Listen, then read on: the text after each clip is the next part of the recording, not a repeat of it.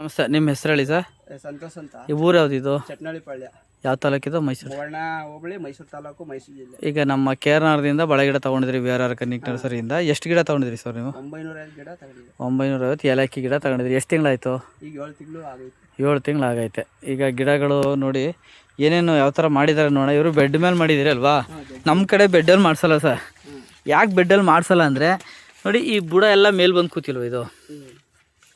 ಅಂದರೆ ಮೇಲೆ ಬಂದು ಕೂತ್ರೆ ಗೊನೆ ಬಂದಾಗ ತಿರ್ಗಿ ಅಲ್ಲೂ ಸಪೋರ್ಟ್ ಕೊಡಬೇಕು. ನಾವೇನು ಮಾಡ್ತೀವಿ ಅಂದರೆ, ಈ ಹಳ್ಳ ಇದೆಯಲ್ಲ ಆ ಕಡೆ, ಹಳ್ಳ ಕೂರಿಸ್ಬಿಟ್ಟು ಈ ದಿಂಡಲ್ಲಿ ಏನಾದ್ರು ಬೆಳೀರಿ ಅಂತೀವಿ, ಈ ಹಳ್ಳದಲ್ಲಿ ಇರಲಿ ಅಂತೀವಿ. ಆಗ ಬೆಳವಣಿಗೆನೂ ತುಂಬ ಚೆನ್ನಾಗಿ ಬರುತ್ತೆ. ನೋಡಿ, ಇದೆಲ್ಲ ಫುಲ್ಲು ಮೇಲೆ ಬಂದು ಕೂತು ಬಿಡುತ್ತೆ. ಈಗ ನೀವು ಕಂಪಲ್ಸರಿ ದಾರ ಕಟ್ಟಿಸ್ಬೇಕು, ಕಂಪಲ್ಸರಿ ಕಟ್ಟಿಸ್ಬೇಕು. ಬಟ್ ಅದೇ ಕೆಳಗಡೆನೇ ಇದ್ರೆ ಏನು ತೊಂದರೆ ಇಲ್ಲ. ನೋಡಿ, ಈ ಥರ ಪಟ್ಟೆ ಹೊಡಿತದೆ ಅಂತಾರೆ. ಇದು ಕಂಬ ದಪ್ಪ ಕುಡಿದಿರೋದು ಇದು. ನೋಡಿ, ಇದು ಎಷ್ಟು 7 ತಿಂಗಳಾಯ್ತಾ? 7 ತಿಂಗಳಾಗಿದೆ. ಎಲ್ಲ ಗ್ರೀನಿಶ್ ಆಗಿದೆ. ನೀರೆಲ್ಲ ಅಲ್ಲೇ ಕೊಡ್ತಾ ಇದ್ದೀರಾ? ಬಟ್ ಇಲ್ಲೂ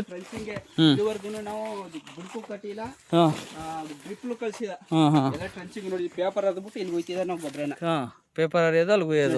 ಇಲ್ಲಿ ಕರೆಕ್ಟಾಗಿ ಹೋಯ್ತಿದ್ದ 1 ಅಡಿ 1.5 ಅಡಿ. ಆಮೇಲೆ ಈ ಬೆಡ್ಡು ಈ ಹಳ್ಳಗೂ ಕೂಡ ತೇವ ಐತೆ ನಿಮ್ದು. ಯಾವ ಆಯ್ತು ಅಂದ್ರೆ, ನಾವು ಮಧ್ಯ ಒಂದು ಲ್ಯಾಟ್ರನ್ ಹಾಕಿ 1 ವಾರಕ್ಕೆ 15 ದಿನಕ್ಕೆ ಲ್ಯಾಟ್ರನ್ ನೀರು ಬಿಡ್ತೀವಿ ಈ ಮಧ್ಯಕ್ಕೆ. ಚೆನ್ನಾಗಿದೆ ಅದು. ಒಂದು 15 ದಿನಕ್ಕೆ 20 ದಿನಕ್ಕೆ ಅಂದ್ರೆ ಈ ಲ್ಯಾಟ್ರನ್ ತಗೊಂಡ್ಬಿಡ್ತೀವಿ. ಬಿಸಿ ನೋಡಿತ್ತೆ, ನಾವು ಕಳಿನ ಅಷ್ಟು ಹೊಡೆಯಲ್ಲ. ಬ್ರಷ್ ಕಟರ್ ಹೊಡಿದಿರೋದು ಇದೆಲ್ಲ. ಬ್ರಷ್ ಕಟರ್ ಹೊಡ್ಕೊಂಡಿದ್ದೀರಾ? ಬ್ರಷ್ ಕಟರ್ಲಿ ಹೊಡೆದಿರೋದು ಇದೆಲ್ಲ. ಕಳಿನ ಔಷಧಿ ನಾವು ಯೂಸೇ ಮಾಡಿಲ್ಲ ಸರ್, ನಾವು ನೆಡ್ತಾವಿದ್ದು.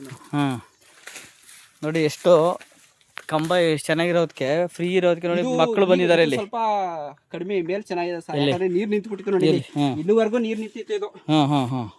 ನೀರು ಅಲ್ಲಿ ಗಂಟ ನಿಂತಿತ್ತಾ? ವಸ್ತಿ ಆಗ್ಬಿಟ್ಟು. ನೋಡಿ, ಇದು ತನ್ನ ತಾಯಿ ಮಕ್ಕಳು ತಂದೆ ತಾಯಿನ ಕಾಪಾಡ್ತವೆ ಅಂದ್ರೆ ಹಿಂಗೆ.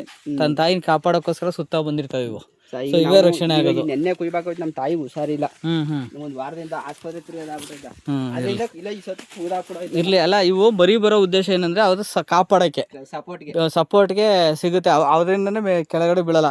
ನಾವು ಈ ಮಲ್ಚಿಂಗ್ ಪೇಪರ್ ಅಲ್ಲಿ ಮಾಡಬೇಡಿ ಅಂತ ಅನ್ನೋದು ಇದೇ ಉದ್ದೇಶ. ಯಾಕೆ ಅಂದ್ರೆ ನಮ್ಗೆ ಸ್ವಲ್ಪ ಪ್ರಾಬ್ಲಮ್ ನೋಡಿ, ಸೀಳ ರೋಗನೇ. ಬನ್ನಿ ನೋಡೋಣ. ಅದೇ ನಿಮ್ಗೆ ತೋರ್ಸೋಣ ಅಂತ ನಾನು ಇದನ್ನ ಹಾಕ್ತೀನಿ. ಇದು ನೋಡಿ, ಇದೇನಾಗಿದೆ ಅಂದ್ರೆ ಪೂರ್ತಿ ಬುಡಕ್ಕೆ ನೀರು ಹೋಗ್ಬಿಟ್ಟೈತೆ. ನೋಡಿ, ಇದು ಇಲ್ಲಿ ಬತ್ತೈತೆ. ರೋಗ ಏನಲ್ಲ, ಏನಿಲ್ಲ. ನೋಡಿ, ಒಂದು ಇಲ್ಲಿದೆ ನೋಡೋಣ. ನೋಡಿ, ಏನಾಗಿಲ್ಲ. ಇದು ಹೋಗಿ ಎಲ್ಲ ಸರಿಯಾಗಿದೆ. ಇದು ರಿಕವರಿ ಆಗಿ ಬಂದಿದೆ. ಇದಕ್ಕೆ ಒಂದು ಸ್ವಲ್ಪ ನ್ಯೂಟ್ರಿಷನ್ ಕೊರತೆ ಬಿಟ್ರೆ ಇದೇನು ರೋಗ ಹೇಳದ್ನಲ್ಲ ಸರ್, ನೀವು 15 ದಿನದಲ್ಲೂ ಸ್ವಲ್ಪ ನಮ್ಮ ತಾಯಿ ಹುಷಾರಿಲ್ಲ, ಅಲ್ಲಿ ಹೋಗ್ತಾ ಇದ್ದೀನಿ. ಅದರಿಂದ ಒಂದು 15 ದಿನ ಸ್ವಲ್ಪ ಈ ಕಡೆ ಬಂದಿಲ್ಲ. ಈ ಕಡೆ ಇರಲಿ ಎಲ್ಲ ನೀಟಾಗಿ ಮಾಡಿದ್ದೀನಿ. ನೀವು 1 ವಾರದಲ್ಲಿ ನೀವು ಬಂದಿದ್ರೆ 5 ಕೂದಿಲ್ಲ ಆಯ್ತಾ, ಬಂದಿಲ್ಲ. ಇರಲಿ. ಈಗ ನೋಡಿ, ಭಾರಿ ಚೆನ್ನಾಗಿದೆ. 7 ತಿಂಗಳ ಗಿಡ ತುಂಬ ಚೆನ್ನಾಗಿದೆ. ಏನು ಅನಿಸ್ತದೆ ಸರ್ ನಮ್ಮಲ್ಲಿ ಗಿಡ ತಗೊಳ್ಳೋರಿಗೆ ಏನು ಹೇಳ್ಬೋದು ನೀವು? ಸರ್, ನನ್ನ ಪ್ರಕಾರ ಗಿಡ ಒಳ್ಳೆ ಕ್ವಾಲಿಟಿ ಗಿಡ ಸಿಗ್ತವೆ. ತುಂಬಾ ಚೆನ್ನಾಗಿ ಬರ್ತೈತೆ ಭಾಳ. ಆಮೇಲೆ ಅವ್ರು ನಿಮ್ತ ತಗೊಬಿಟ್ಟು ಇವ್ರು ಏನು ವ್ಯವಸಾಯ ಮಾಡಿಲ್ಲ ಅಂದ್ರು ನಿಮ್ ತಪ್ಪು. ಅದು ಇಂಪಾರ್ಟೆಂಟ್. ಈಗ ನಾವು ತಗೊಬಂದ್ಬಿಟ್ಟು ಅವ್ರ ನೆಟ್ಬಿಟ್ಟು ಮನೇಲಿ ಕೂತ್ಕೊಂಡ್ರೆ ಅದ್ರ ತಂದ ಗಿಡ ಚೆನ್ನಾಗಿ. ಕೆಲವ್ರು ಹಂಗೆ ಸಹ ದುಡ್ಡು ಕೊಟ್ಟು ತಂದಿವಲ್ಲ, ಯಾಕೆ ಗೊಬ್ಬರ ಹಾಕ್ಬೇಕು, ಟಿಶ್ಯೂ ಕಲ್ಚರ್ಗೆ ಯಾಕೆ ಗೊಬ್ಬರ ಹಾಕ್ಬೇಕು ಅಂತ ಕೇಳ್ತಾರೆ. ಯಾವುದಕ್ಕೆ ಅಲ್ಲಿ ಆಹಾರ ಕೊಟ್ರೆ ಮೇಲೆ ಬರೋದು. ನಾವ್ ಏನು ಅವಕ್ಕೆ ನ್ಯೂಟ್ರಿಯಲ್ಸ್ ಅಲ್ಲಿ ಏನಲ್ಲಿ ನಾವು ಮಿಸ್ ಮಾಡಿಲ್ಲ. 10 ದಿನ 15 ದಿನಕ್ಕೆ ಒಂದ್ಸತಿ ನ್ಯೂಟ್ರಿಯಲ್ಸ್ ಹೊಡಿತಿದ್ದೆ, ಇವಕ್ಕೆ ಸ್ಪ್ರೇ ಮಾಡ್ತಿದ್ದೆ. ಟೋಟಲ್ ಎಷ್ಟು ಖರ್ಚು ಮಾಡಿದಿರಿ ಸರ್? ಈಗ ಪೇಪರ್ ಗೀಪರು ಬಂದು ಎಲ್ಲ ಹೊಸದಾಗಿ ಮಾಡ್ತಿರೋದು. ಇದು 1.5 ಲಕ್ಷ ಖರ್ಚಾಗುತ್ತೆ ಈಗ. ಅಂದ್ರೆ ಪೇಪರು ಬಂಡು ಎಲ್ಲ ಸೇರಿ. ಈ ಗಿಡ ಗೊಬ್ಬರಕ್ಕೆ ಮಾತ್ರ ಆದ್ರೆ ಅಂದ್ರೆ ಒಂದು 70-80 ಸಾವಿರ ಗಂಟೆ ಆಗುತ್ತೆ. 70-80 ಸಾವಿರ ಬರ್ತದೆ. ತೊಂದರೆ ಇಲ್ಲ, ತುಂಬ ಚೆನ್ನಾಗಿದೆ ಸರ್ ತೋಟ. ನೋಡಿ, ಬಟ್ ನಾವೇನು ಮಾಡ್ತೀವಿ ನೀರಿಗೂ ನೋಯಿಸಿಲ್ಲ. ನೋಡಿ, ಇಲ್ಲಿ ನೀರು ಅತಿಯಾಗಿ ಕೊಟ್ಟಿಲ್ಲ ನಾವು. ನೋಡಿ, ಎಷ್ಟು ಬೇಕೋ ಲಿಮಿಟ್ ಆಗಿ ಕೊಟ್ಟಿಲ್ಲ. ನಾವೇನು ಹೇಳ್ತೀವಿ ಅಂದರೆ, ಬೆಡ್ ಮೇಲೆ ಮಾಡ್ತು ಅಂದರೆ ಈ ಥರ ಬುಡಗಳು ಬಂದ್ಬಿಡ್ತವೆ. ಸೊ ಇದು ಇದಕ್ಕೆ ದೊಣ್ಣೆನೂ ಕೊಡ್ತೀವಿ, ಟೇಪ್ ನೋಡಿಸ್ತೀವಿ ಸರ್. ಇಲ್ಲಿಗೆ ಈ ಥರ ಸಪೋರ್ಟ್ಗೆ 2 ದೊಣ್ಣೆನೂ ಕೊಡ್ತೀವಿ. ಸಣ್ಣದು ನೀಲಗಿರಿ ಪೋಲ್ಸ್ ಬರುತ್ತಲ್ಲ, ಅದು 2 ಖರ್ಚು ಅಂತ ನಾವೇನ್ ಮಾಡ್ತೀವಿ ಅಂದ್ರೆ, ಮಧ್ಯ ಸೆಂಟ್ರ್ ಆ ಥರನೇ ಕೊಡಬೇಕು.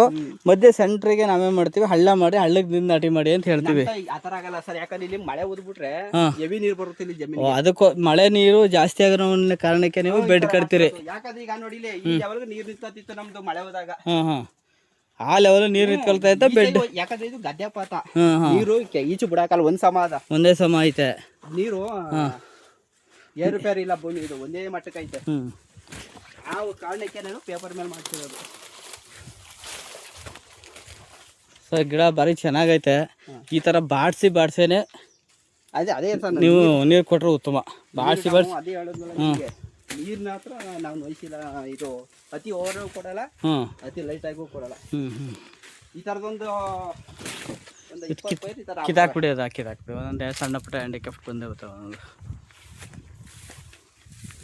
ಏನು ತಂಪಾಗಿದೆ ಸರ್. ಕಳೆನೋಸಿಲ್ಲ, ಬ್ರಷ್ ಕಟರ್ ಹೊಡೆದಿರೋದು ಇದೆಲ್ಲ ಕೆಳಗಡೆ ಭಾರಿ ಚೆನ್ನಾಗಿ ಮಾಡ್ಕೊಂಡಿರೋ ಸರ್. ಒಂಚೂರು ಕಳೆ ಇಲ್ದಂಗೆ ಒಳಗಡೆ ಓಡಾಡಲಿಕ್ಕೆ ಭಾರಿ ಚೆನ್ನಾಗೈತೆ. ಯಾವ ಇನ್ನೂ ಗೊನೆ ಕಾಣಿಸಿಲ್ವಾ?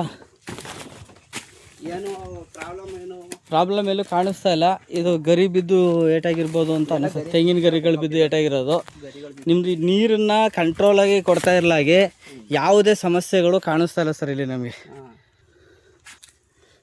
ಏಕೆಂದರೆ ನೀವು ನೀರು ತುಂಬ ನೀಟಾಗಿ ಹಂತವಾಗಿ ಕರೆಕ್ಟಾಗಿ ಕೊಟ್ಟಿರೋದ್ರಿಂದ ನಿಮ್ಮದು ನೀಟಾಗಿ ಇದೆ ತೋಟ. ಅಂದರೆ ಇಲ್ಲೂ ಕೂಡ ಎಲ್ಲ ಪೂರ್ತಿ ಎಲ್ಲ ಸಾಲೊಳಗೆಲ್ಲ ತೇವ ಇದೆ. ಒಂದು ಹಣ್ಣೆಲ್ಲ ಬರದಂಗೆ ಮೇಂಟೈನ್ ಮಾಡಿದ್ದೀರಾ. ತುಂಬ ಚೆನ್ನಾಗಿ ಬರ್ತಾಯಿದೆ ತೋಟ. ಬಟ್ ನಮಗೆ ಒಳ್ಳೆ ಗೊನೆ ಬರಬೇಕಿದ್ರಲ್ಲ ಈಗ. ಬರಲೇಬೇಕು. ಆಮೇಲೆ ಸ್ವಲ್ಪ ದಾರಿ ಕಟ್ಟಿಸ್ಬಿಡಿ. ದಾರ ಕಟ್ಟಿಸಿದ್ರೆ ಭಾರಿ ಅನುಕೂಲ. ದಾರ ಕಟ್ಸೋದು, ಕವೆ ಕೊಡೋದು ಏನೋ ಒಂದು ಮಾಡಿದ್ರೆ ಒಳ್ಳೇದದು. ಕೊನೆಯದಾಗಿ ಏನು ಹೇಳ್ಬೋದು ರೈತರಿಗೆ, ನಮ್ಮ ಹತ್ರ ಗಿಡ ತಗೊಳ್ಳೋರಿಗೆ? ತಗೊಳ್ಳಿ, ಒಳ್ಳೆ ನೀರು ಕಡಿಮೆ ಕೊಡಿ. ತಗೊಂಡ ತಕ್ಷಣ ಕೆಲಸ ಮಾಡಬೇಕು. ನೀರನ್ನ ನೀವು ಹೆಂಗೆ ಕಂಟ್ರೋಲಾಗಿ ಕೊಟ್ಟಿದ್ರ ಕಂಟ್ರೋಲಾಗಿ ನೀರು ಕೊಡಬೇಕು. ನೀರು ಹೆವಿ ಕೊಟ್ರೆ ಕೊಳೆಯೋ ರೋಗ ಬರ್ತದೆ. ಒಂದು 15 ದಿನಕ್ಕೆ 10 ದಿನಕ್ಕೆ ಸ್ಪ್ರೇ ಮಾಡ್ತಾರೆ. ಕೆಳಗಿಂದ ಬುಡವರ್ಗು ಎಲೆಗೆ ಕಣ್ಣಗಳಿಗೆ ಸ್ಪ್ರೇ ಮಾಡಬೇಕು. ಆಮೇಲೆ ಗೊಬ್ಬರನ ಆದಷ್ಟು ದೂರಕ್ಕೆ ಹಾಕ್ಬೇಕು. ನೋಡಿ ನಾ ಎಲ್ಲ ಹಾಕಿದೀನಿ ನೋಡಿ, ಈ ಲೆವೆಲ್ಗೆ ಹಾಕಿದೀವಿ ಗೊಬ್ಬರ. ನೋಡಿಲಿ ಹಿಡಿತಾ ಇದೀನಿ, ಕ್ಯಾಮ್ರಾ ಹಿಡಿತಾ ಇದೀನಿ. ಇಲ್ಲಿಗೆ ಹಾಕಿದೀವಿ ಸರ್ ಗೊಬ್ಬರ. ನಾವು 1.5 ಅಡಿ 2 ಅಡಿ ಒಬ್ಬೊಬ್ರು ಇಲ್ಲಿಗೆ ಹಾಕ್ಬಿಡ್ತಾರೆ, ಬೇರೆಲ್ಲ ಸುಟ್ಟೋಯ್ತವೆ. ಹೌದೌದು, ಖಂಡಿತ. Okay, thank you sir.